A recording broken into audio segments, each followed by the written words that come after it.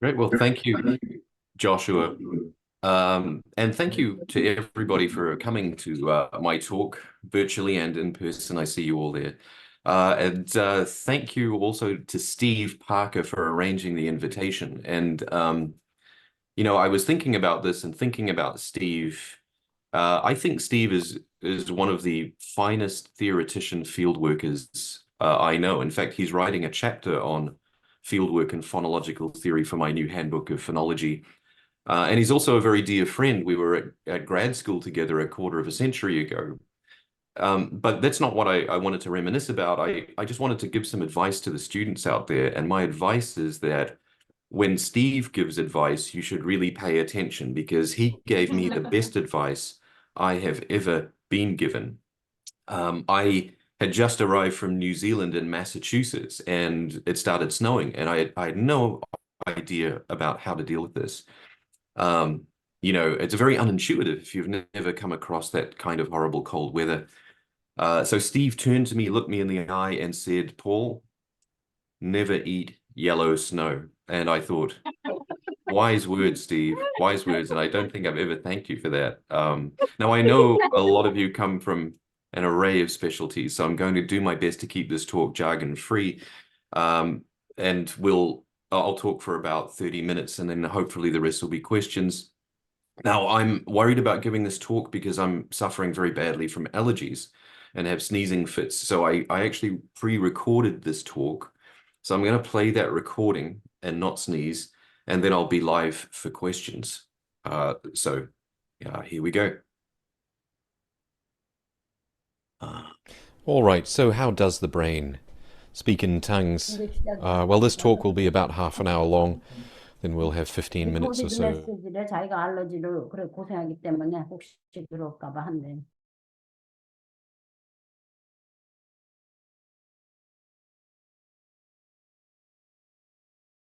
Just checking that everyone can hear that okay. Is that okay? Just me. Yes. Yeah. Excellent. Okay, we shall continue. For questions. The human brain has areas devoted to the production and perception of speech, and today we're going to focus on the part that organizes speech sounds. This is called the phonological module.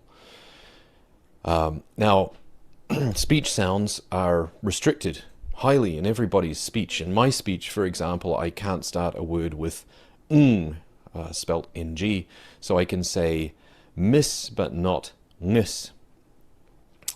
Similarly, I can't start a word with pt. So when I go to say a word like pterodactyl, I start it with a t, not a pt. Pterodactyl, not pterodactyl. Okay. Now, one of the most productive ideas in research into the phonological module is the idea that it's asymmetrical. It's actually kind of difficult to define what asymmetry means. I'm writing a chapter about it right now, but I think intuitively it's quite clear. For example, there are many speakers in the world who ban having consonants at the end of words, have to end words in a vowel. But there is no one out there that bans consonants at the beginning of a word. So we have this asymmetry. Consonants are banned at the end of words for many people, but never at the beginning of a word. Now, it's even more complex to talk about the following, but I think many of you have come across this kind of thing. You know, in many languages, when two vowels bump up against each other, a consonant is inserted. So, for example, in my speech, I do this. Law and order comes out as law and order. So I stick a r in there, called an epenthetic consonant. The consonants that you can stick in between vowels in this situation are actually very, very limited. So again, there are asymmetries in terms of what you can put in these situations, what you can't. So, asymmetries. Where should we look for these asymmetries? Well, obviously we can go out and look at people speaking all their various different languages, but There's a problem with that, and that is words. Words are really annoying. They can sometimes have very strange, even ungrammatical sounds in them. So some people say Bach for the German composer, even though they don't have any other word or in any other situation ever say the sound H. On top of that, words can do strange things. For example, in the word sixths, that k, s, th, s consonant sequence at the end, that doesn't show up inside any single morpheme or a root. It's only when you start piling up morphemes, piling up the little pieces of words together, do you actually end up with these wacky clusters of sounds in English. So what if we could find speech that doesn't have any of these pesky things in them, these nasty little words? Well, we should be able to see all of these phonological module asymmetries much more easier. And in fact, Roman Jakobson suggested many decades ago that exactly the place we want to look is glossolalia. So let's do that. So what is glossolalia? Well, the main thing about glossolalia is that it's speech without complex meaning. And by that I mean you can't say something like, the horse really likes sugar. Now, of course, glossolalia could have some pragmatic force or some social role, especially in ritual. But let's listen to a little bit of it, see what it sounds like. Tidire bobo shandare di via ribondo coiare bende. Rovo shandare de hair di bonde. Ziri di bobo bushandare di via baba kandare di vihinde. He chiara de hobo bushanda. All right. Now, there are some very important features of glossolalia in that it's just like speech apart from that complex meaning aspect to it. So it's spontaneous, just like normal speech, and it's sustainable. So I have recordings of people speaking that go on for quite a long time. I think the longest was like 14 minutes non-stop, which actually is pretty impressive, even if you weren't speaking glossolalia. There is something that I haven't seen, and that is hyperarticulation. So I haven't seen in any of the glossolalia that I've recorded, I haven't seen people essentially over-articulating or moving their jaw in an exaggerated way or moving their tongue and so on. I've seen that in people pretending to speak glossolalia, but not in actual glossolalia. Okay. So where do we go to find glossolalia? Well, it's widely practiced in many religions, and it's spoken in non-religious contexts too, for relaxation, meditation. Some actors use it for training, and it's in certain types of singing as well. It's not necessarily accompanied by an altered state, and that's a common mistake I think that people make, at least in the past, that they think you have to be in a meditative state to create it. But how does glossolalia help with what about speaking in tongues? You might say at this point, well, hang on a second. Your talk title says tongues, like speaking in tongues, but now you're talking about glossolalia. What's going on? And the answer is that the English term speaking in tongues has become a little bit ambiguous. It's now used in an informal way to talk about glossolalia anywhere you find it. But it does originally and quintessentially refer to glossolalia in the Christian context. Christian glossolalia, and of course tongues is not something that is practiced or accepted by every denomination. But putting the theological complexities aside, tongues is glossolalia in the sense it has the properties I just identified. But of course, is it the same as non-Christian glossolalia? And the answer is, I don't know. The way to answer that question would be to compare Christian and non-Christian glossolalia in detail, but as we'll see, that's a massive task. We're a few decades off doing that. But today I'm going to talk about one Christian glossolalia speaker in detail. So we will be talking about tongues, or glossolalia spoken by a Christian. Okay. how does then glossolalia help with asymmetries? Now, suppose I held a gun to your head and said, okay, speak Dogri. Now, you probably don't know the Dogri language, so what do you do? Well, in essence, I'm asking you to speak a second language, just like if you decided to learn French or Spanish and so on. So you would do what you do for that situation too. You would create cognitive space for the linguistic system of Dogri, just like you would for French or language, but for Spanish rather. Importantly, when you learn a second language, you don't start with nothing. You copy your native speech's rules and inventory. And that's actually why we speak with an accent. And after puberty, it seems that we can never escape these rules. So that's why it's so hard to learn these things. Anyway, so there you are with this cognitive space for Dogri. But there's a problem. You haven't heard any input. No one has spoken any words to you, any Dogri. But you have to speak. So you start speaking. Now at this point, we actually make a very strong prediction about what comes out of your mouth. You should produce words with the same speech sounds and restrictions as your native language. And the reason is you've got no other structure in your second language. But where do all these words that are coming out of your mouth come from? Well, I think they come from something like a random segment generator that produces strings of speech sounds. You can borrow some words from your native language as well, but not many. So what's this got to do with asymmetries? Well, the phonological module imposes asymmetric restrictions, right? And so what's coming out of your mouth has gone through the phonological module, so the output should show the effect of those restrictions. That's the idea.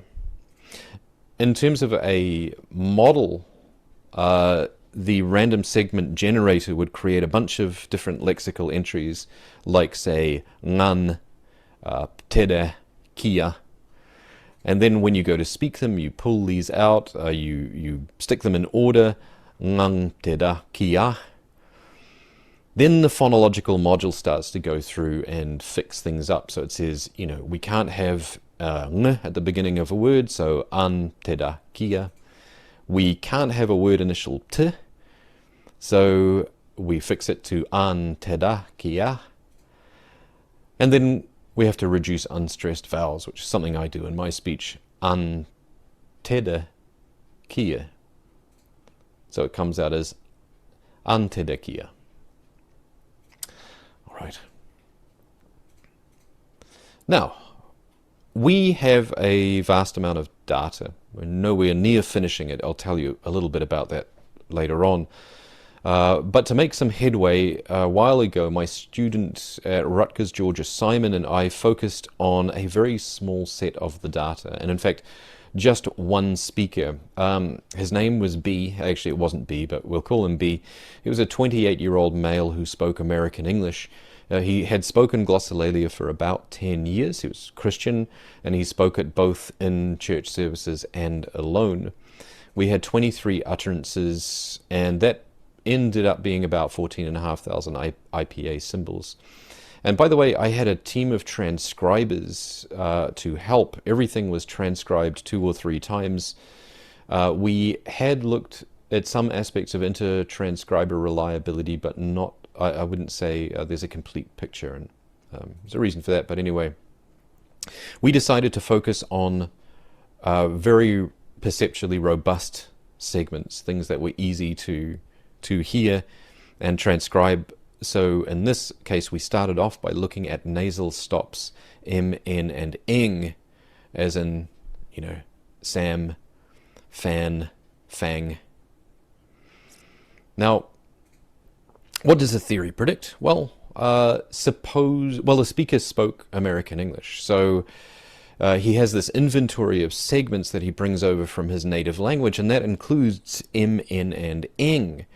Now, he doesn't have other nasals, so he didn't have like the labiodental m, or the retroflex n, or the palatal ny, or the uvular ng. Just these 3. Now, he has this random segment generator, and so he creates a whole bunch of lexical items with m, n, and ing. And we would expect them to show up in equal numbers. If there's randomness and there's enough of it for long enough, you're going to converge on having the same numbers. I've made some big theoretical assumptions here, by the way, but we'll come back to them later. So what do we see? Well, we found that there just simply weren't enough ings. You'll see here that of all the nasal consonants we found, which is, upwards near 650 of them, only 10 of them were ing. And we thought, oh, okay, what's happening here? Well, we realized that the theory was on the right track because, like I mentioned, ing is very, very restricted in American English. You can only have it after short vowels, not long vowels or diphthongs. So bang is no good, and buying is no good. You can only have it either word finally or before a few consonants, k and g, basically. So, in other words, we actually predicted that because this guy brought over all his restrictions on ing, we would not see ing that much. And in fact, most of these were intervocalic, and so between two vowels. And so we really wouldn't expect to see ing there much at all. So we said, great, let's now look at m and n, because m and n are very different from ing in this guy's speech. Wherever m can show up, so can n. There are no restrictions, basically. Very limited ones that didn't really come up, weren't relevant here. So what we would expect then with this random segment generator is to find just as many m's as there are n's. And that is actually exactly what we found. You'll see here there's a little bit of a difference with a few more n's more than m, but when we did some statistical tests, we found that this was meaningless, that in fact what we're seeing here is a guy who produces the same number of m's as and n's.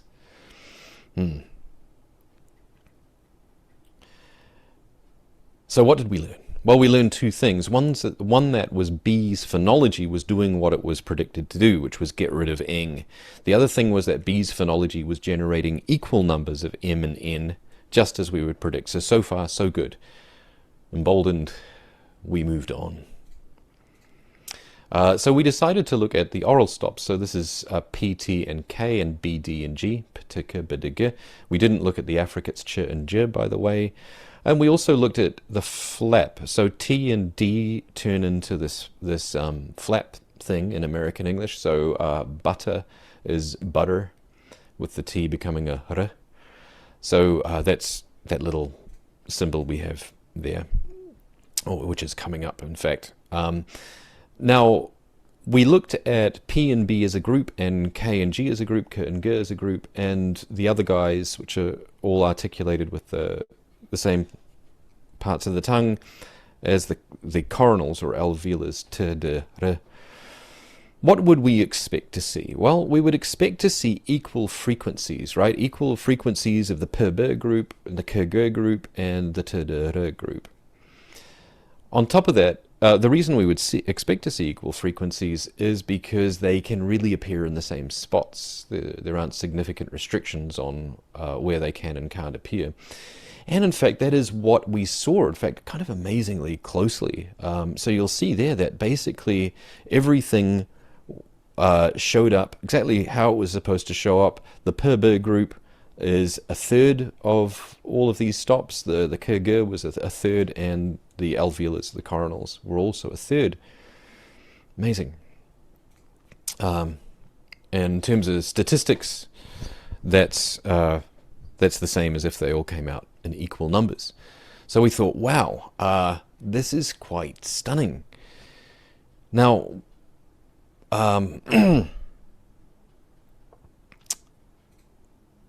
we thought at this point, maybe we should take a look inside these groups. So why don't we take a look at the labials and see how many P's there are relative to B, and how many K's there are relative to G in the velar group, and the same for the coronal group, because we would predict that we get the same amount, right? That there should be the same number of P's as B's and the same number of K's as G's.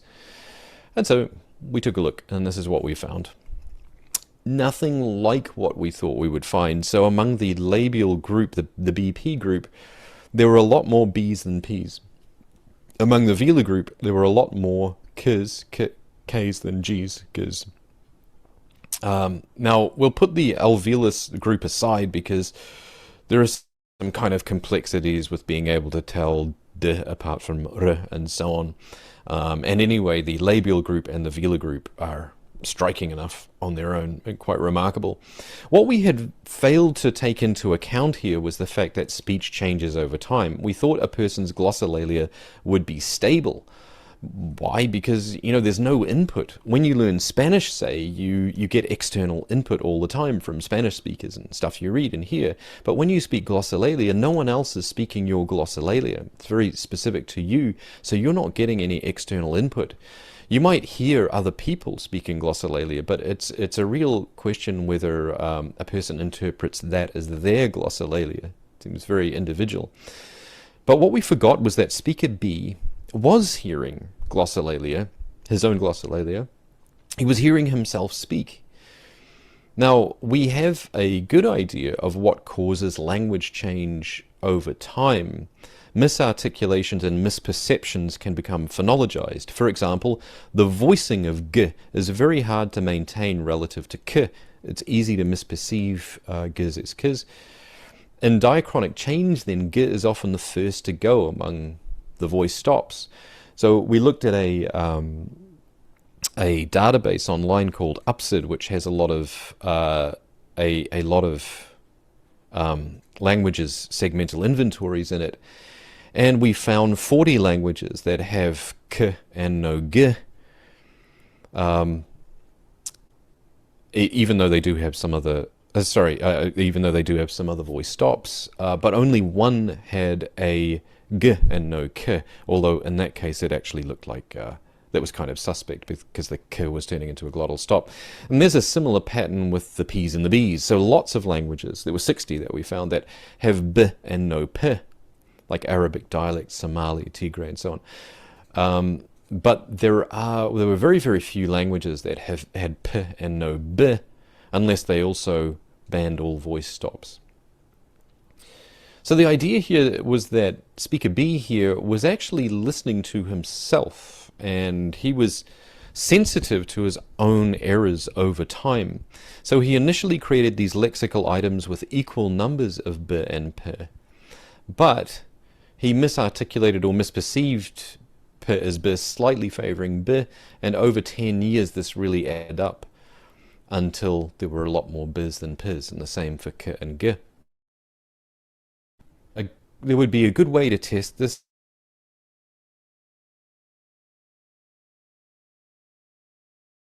This idea that glossolalics listen to themselves and actually adapt their language based on misperceptions and misarticulations of their own speech. And that would be to do a longitudinal analysis that would have to, stretch over several years. We don't have that kind of data, and it sounds like it would take a lot of work, so good luck to whoever wants to do it.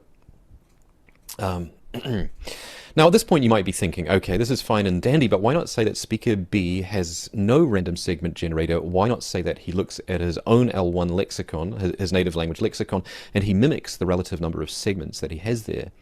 So, to test this, we looked at the SALEX2 database, which was an English database, and we converted it into a searchable database. We created a lot of frequency measures, and we took a look to see if any of them matched the results we got. And the answer was no, they were quite wildly different. So we didn't even find matches, say, among P, the ratios of P to B or K to G, and definitely not the relative ratios of labials to alveolars to velars. So we just couldn't find a frequency that fit. The only predicted frequency that fit came from a model with the random segment generator. So what does that mean for B? Well, it means that B's nasal stops and his oral stops were consistent with the proposed model. But there were wrinkles. Apparently his glossolalia had changed over time. It was still bounded by his L1 phonology, so he didn't go beyond that and come up with new sounds and new clusters and so on, but it certainly had altered. On top of that, it seems that B didn't show any awareness of frequencies in his native language. So, yeah, there he goes. All right. Now, here's where we start to worry. Because I skipped something really important a while ago, but it's theoretically a bit technical. Anyway, I said that with a random segment generator, we predict equal numbers of n, and ng, but that's not true. It predicts equal numbers of underlying m, n, and ng, because the random segment generator is used to generate lexical entries. So does that really mean that we expect to see equal numbers of these things in the output? Well, as we saw, no, because it really depends on what happens to these things in the phonological module. If the phonological module gets rid of your ngs, say it turns ngs into n's, then what would we expect to see? Well, we'd actually expect to see in the output, for all the nasal consonants, a third of them should be m, and the other thirds should mostly be n. That's not what we see, though. We see equal numbers. So is the theory wrong? Well, not necessarily. It all depends what happens to ng. So in our theory, ng deletes, and so then we get no problem. If ng also changed manner of articulation, there'd be no problem. But at this point, you might be seeing that things are certainly more complex than what they are, because really, the detailed predictions of what someone should do in glossolalia in terms of frequencies really depends on the fine details of the theory you're dealing with. Even with a random segment generator, there's no guarantee you'll see even distributions of things. It all depends on what the theory says you do with problematic underlying segments. So an extreme example is optimality theory, where in fact a random segment generator would generate any imaginable input segment. So even though B doesn't have, say, a retroflex na or na, he would still generate it, and you would still have to do something with it. And that would throw off all your frequencies of all your nasals, because if that turned into an N, say, you should get more N's than what you would expect, and so on. Now, this is actually a vastly complex issue, and actually there's no way to calculate exactly how things would work out here, because no extant theory has defined all possible underlying feature complexes, all underlying segments, and no theory has defined all possible neutralization, so the ways that the phonological module can change things. The point is that the devil is in the details, the theoretical details. The results are possibly more uniform than any extant theory predicts here. Now, we just don't know, because most extant theories, all extant theories, are actually crucially undefined in the areas that really matter for glossolalia. If the phonological module has an input inventory, and if undesirable segments are deleted, then we would get equal amounts of the remaining segments, but otherwise we wouldn't. So do the results match the theory? Well, I can tell you unequivocally, maybe. Oops. So on a more fundamental point, is a cognitive random segment generator possible? Well, what exactly does that mean in a deterministic system? We know that creating random segment generators for computers is pretty hard and ends up relying on very complex algorithms involving internal clocks and a whole bunch of other stuff. So it's not really fair of me to casually say there is a random segment generator in the brain, as if randomness is easy. The deeper question is whether randomness is actually too complex for the brain to do, and maybe it is. But whatever is used has an effect like randomness, and we do see similar things happen. For example, babies babble. When they babble, they kind of randomly produce sounds, apparently. Now, this is quite similar to glossolalia, except that babies don't have a fully formed phonological system by that point. We also see other kinds of randomness, as in free variation, where you optionally do something or not do it. Might be a different kind of randomness. So, it's possible also that there's some kind of something like a random segment generator, but not exactly the same. For example, if we had an algorithm that produced all strings of a certain length, then there's no randomness involved, and then they stored all that stuff in the lexicon. The randomness then would be in which of those strings you selected to say. So there might be ways around the issue. Also, there is one other important thing I have to mention. You may have noticed that the recording I played earlier, the speaker there had a trill r. Now that was a real surprise because he was a speaker of American English. So one thing I said was not quite right. I said that a person's glossolalia draws from their native language. And that's almost true, but I have several examples of speakers who are definitely using segments that are not found in their native speech. So how does this work? Well, suppose I held a gun to your head and said, speak Tahitian, or speak Samoan, if you don't know Tahitian. Even if you don't know Tahitian or Samoan, you might have a feeling about how Samoan should sound. Now, you might be wrong, but that really never stopped anyone before. And so there are these xenoglossic targets where you have an idea of how something ought to sound. For example, one of my speakers had a lot of intervocalic glottal stops, and when I asked her about them, she said, yes, that's my islander tongue, referring to Pacific Islanders. Where she lived, there were a lot of Samoans, and so she did hear a lot of words like I have noticed with these targets that the foreign element of people's speech is usually limited to one sound, and that's about it. So yeah, we have some mechanism for dealing with that.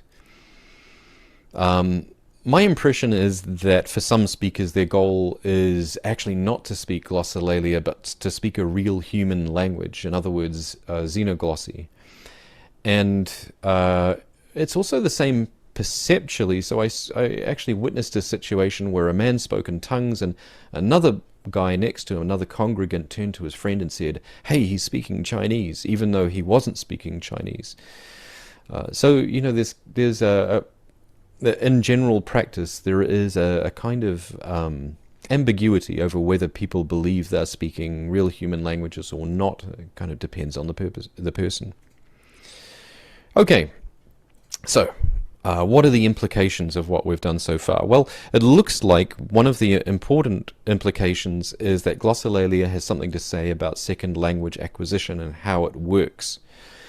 So you copy over your native language's phonological inventory in segments. There's been a little bit of argument about whether that's correct or not.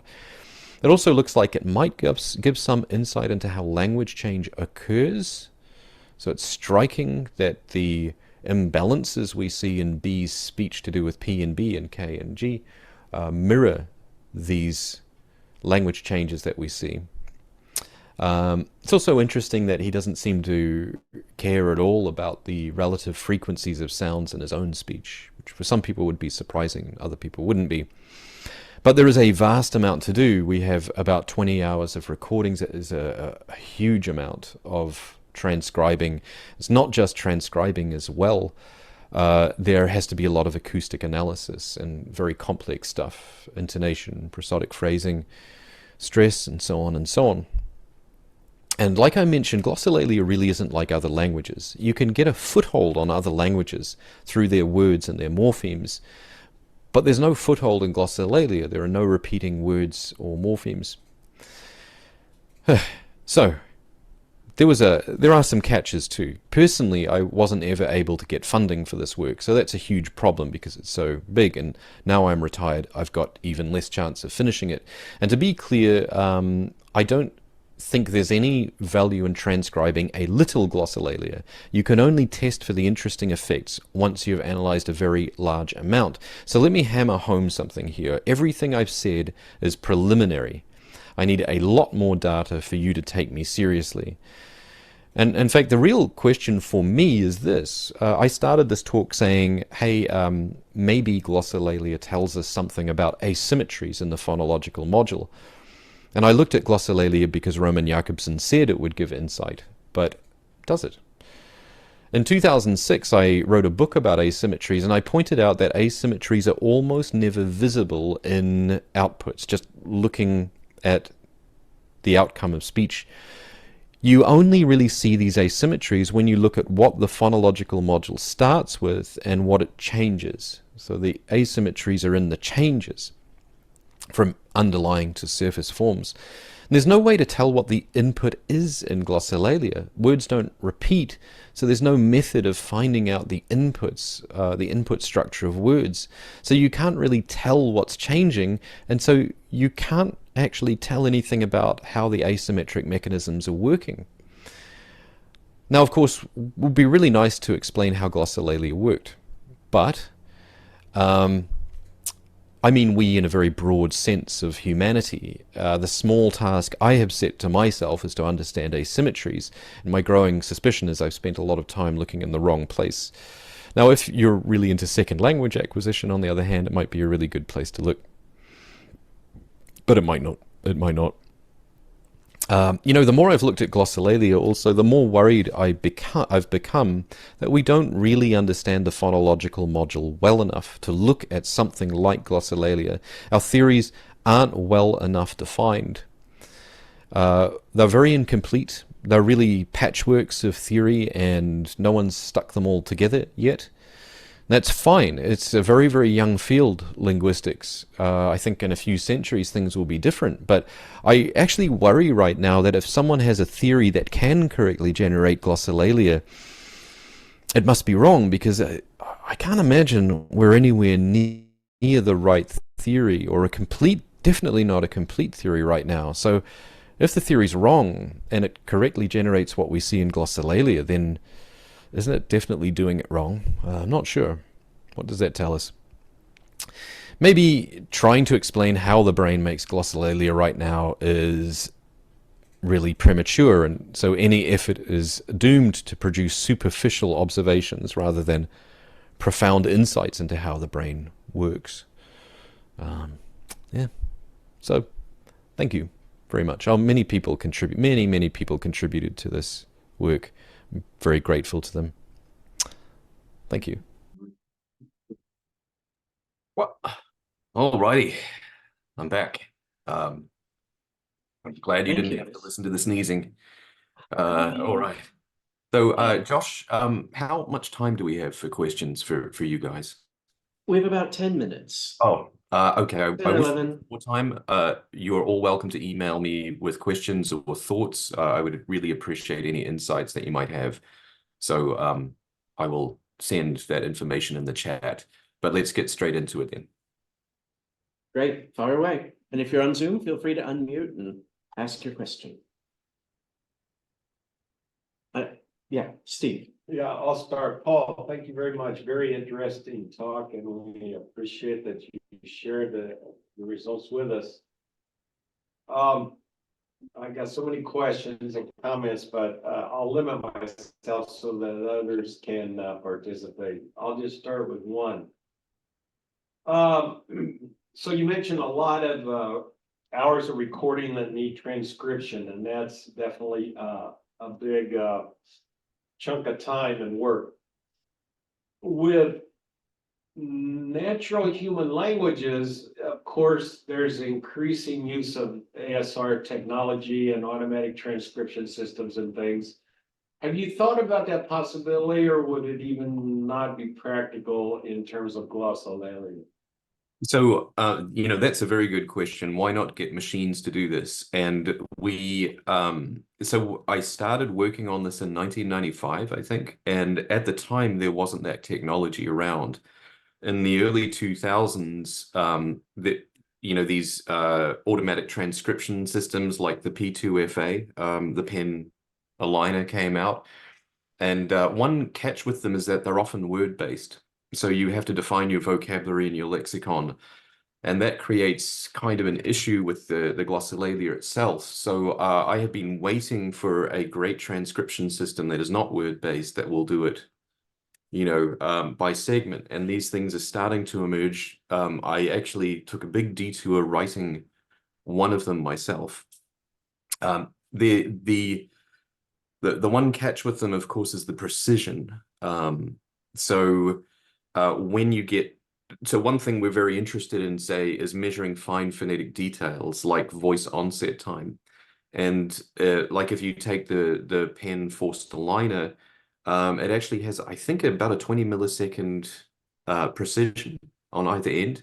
And of course, that's too big, you know, for giving us the kind of measurements we want. So that's the other challenge with using these things, is that the actual kind of precision they get in their analysis is not quite good enough. But I'm hoping to outlast technology and hope that technology will suddenly turn around and say, hey, you know, here we go. And then we can just transcribe the whole lot. And I think that would be a huge leap ahead. And maybe for me personally, the only way to get this actually complete. So it's a great question. If anyone knows of a really good Forster-Liner that would work, please let me know. And oh wow, okay, great. I'm getting automatically transcribed over there. That's incredible. Well, not quite.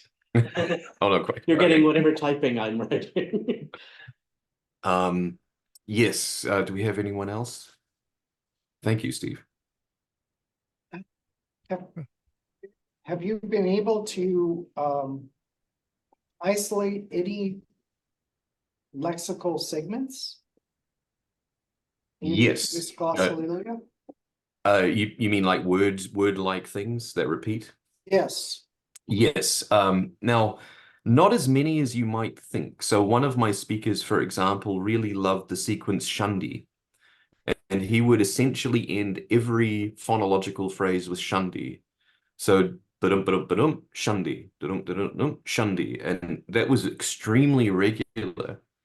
Now, funnily enough, William Samarin, in his book, 1972 book, The Tongues of Men and Angels, which is really the only other big book about the linguistics of glossolalia, he also mentions that he had speakers who would also put in this repeating word like Sunday or shundi. And he said that he thought it was from Sunday. I mean, I've got no idea. I don't know. It didn't convey any meaning. But apart from that, the number of repeated sequences that I've observed so far has been very, very small. That does surprise me a little bit, because I would expect some copying from one's native lexicon and bringing over certain significant words to the context. Just struggling to remember if there was any other good examples, but I think that was really it. It's very thin on the ground in my experience. Do you have experience hearing glossolalia, or is it your impression that you hear often repeating sequences? When I've heard people using glossolalia, I have heard some repeated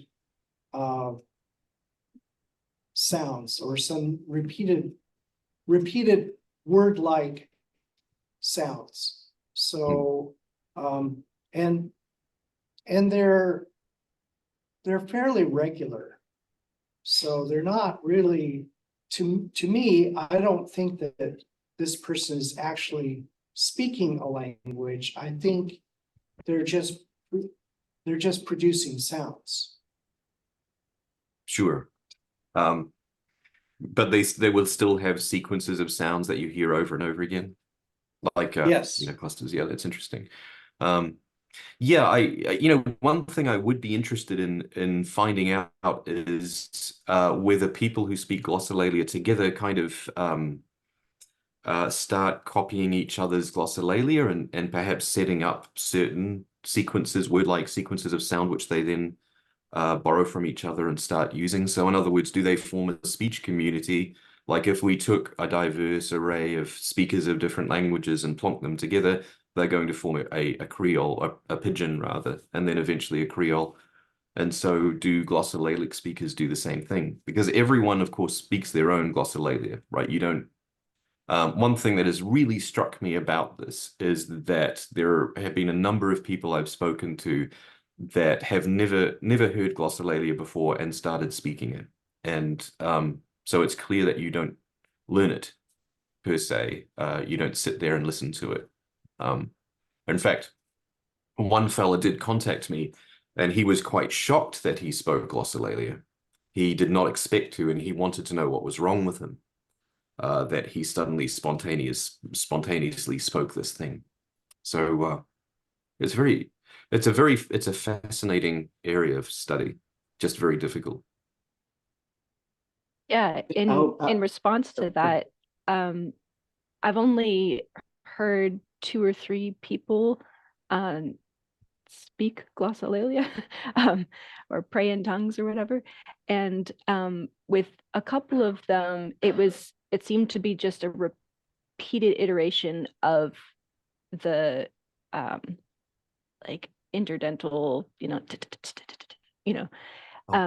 and then with a woman at my church, I've only heard her pray for someone, like lay hands on and pray with someone a couple of times, but each time it sounded to me, and I'm only an English speaker, so I can't translate anything, but like it sounded to me like some of her glossolalia included Hebraic phrases and words, and or like something sounded Hebrew to me. Have you encountered those in your studies? Yes, thanks, Liana. So one thing I have noticed, which is actually very interesting, is that when we will pause in normal speech, so we're talking along and we need to take a break, or there's a natural pause, we'll stop speaking and not say anything. That didn't seem to apply to my many speakers. When they seemed to hit a lull, they would simply repeat over and over the consonant vowel cluster that they would have. So ba ba ba ba ba ba. Da, da, da, da, da. So I thought that was probably equivalent to pausing for them. It's just kind of going in a loop. And we had a big discussion about whether to include that as part of the frequency counts for segments, because if you were just repeating something, are you really generating it in the same way? So that was one thing that we've come across. The second thing is there is a really complex relation here between glossolalia and xenoglossy. So the idea of taking some words and sequences and inserting them in your glossolalia, we've certainly seen cases like that, where it's very clear that a word has been taken from somewhere else, and the other way around. So a young lady emailed me her glossolalia once, and it was essentially glossolalia, but with big stretches of English in it. And she was a Polish speaker. She said she'd never spoken English before. And so her speech consisted of glossolalia up to a point where she would say, Jesus is the lie. Jesus is the lie. And then switch back to glossolalia. I believe she was saying Jesus is the light, by the way, not Jesus is the lie. But her claim was she had never heard English before, but was able to speak English in this state. Now, of course, the chances of someone in Europe not having heard any English before are extremely low. And so, there's a difficult judgment there to make. But this actual mixture of essentially glossolalia and xenoglossy or pseudo-xenoglossy, I think can be fairly common. For most of our speakers, it's not. They speak straight glossolalia. But certainly a lot of people we spoke to felt that when they spoke glossolalia, they had a very ambiguous attitude about whether they were speaking another human language or not, and like maybe they are bringing over some words or phrases from other languages, and that validated the fact they were speaking other languages. It's kind of the same ambiguity that we get from the story of Pentecost, right? Do people think that the people at Pentecost were speaking other human languages or angelic languages or heavenly languages? And there's a lot of theological disagreement about that. So Albert has had his hand up for a little bit. I think there was another question in the comments that I think more or less we've answered in passing as to whether you've ever encountered understandable speech in the middle. I think you just sort of covered that just now. So Albert, I haven't. Very quick Oh. response to that. I haven't been able to do that. I mean, there have been little snippets. I have, of course, witnessed people with the gift of interpretation, right? So people who can, on the fly, give a translation of people speaking glossolalia. In my experience, which maybe somewhat limited in this respect. The difficult thing about that is the person giving the interpretation, their interpretation is not necessarily shared by the person speaking glossolalia.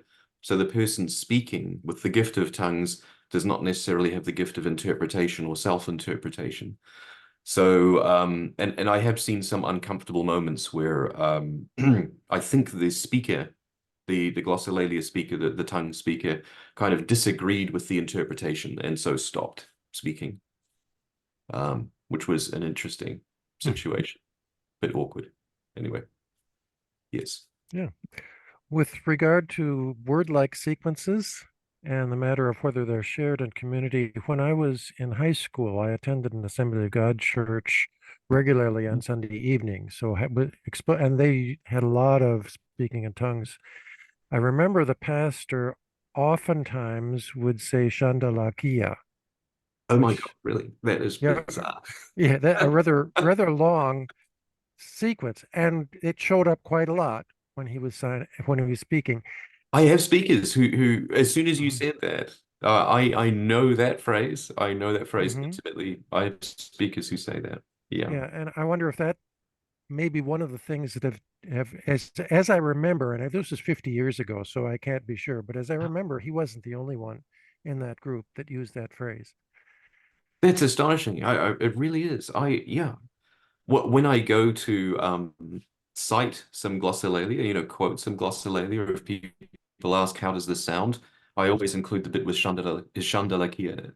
It's amazing. Well, how on earth do we account for that? Do you think there's some kind of well, I mean, I guess if it's very common, if you hear any glossolalia, you're going to bump into it sooner or later, and maybe it's a good starting point when you go to speak it. I don't know it, but obviously it's learned, right? Yes, that's really astonishing, actually. Thank you for the reminiscence. Yeah, this was no in Minnesota in the Minnesota. Yeah, well, the guy I'm thinking of was a New Zealander, so okay. There you go. How did that happen? But it may have been, if it was through the same denomination or through there may have been, maybe it was something that was introduced very early on and had just spread among those who practiced glossolalia. Probably introduced in Toronto then, I would guess, right? And then spread out from there. Azusa Street.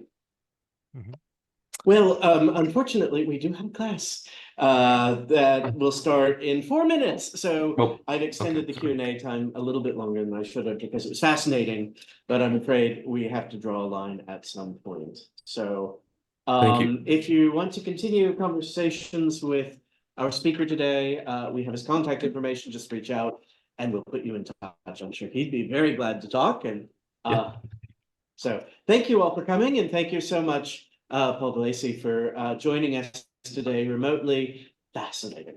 Thank you very much. I really appreciate everybody's responses. Please contact me. I would love to hear from you if you have the time. I'm retired, so any time is good. Yeah.